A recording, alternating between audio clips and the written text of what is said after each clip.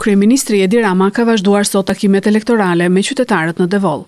Rama ka krahasuar poetin e shuar Dritoa Golli, që ka përfaqësuar Devollin në parlament, me kandidatin e Partisë Demokratike në zonë, Bledion Allbatin, të cilin e quajti një rrugaç. Si mund të votojnë demokratët e Devollit për një rrugaç? Është një grup rrugaçësh. Ju e dini mirë rrugaçin kryesor. Si mund të bjerë pazari deri në pikën kur t'i çojnë parlamentit të Shqipërisë këtë rrugaç? Si mund të shkosh nga Dritoa Golli te një turp vendor këtu? Si mund të bëhet kjo punë? Tha Rama. Janë dy vëllezër këtu. Njëri Katran, që e keni parë deputet një Allbati, dhe njëri Katran me boj, që është i vllai, që më thonë që është një pëllëm mbi tokë dhe sjell vërdall gjithë dunjan këtu, dhe tani që flasim është prapa hekurave, sepse kanë bërë një skandal tu e kanë rrahur njerëz. Ja, kjo është e vërteta.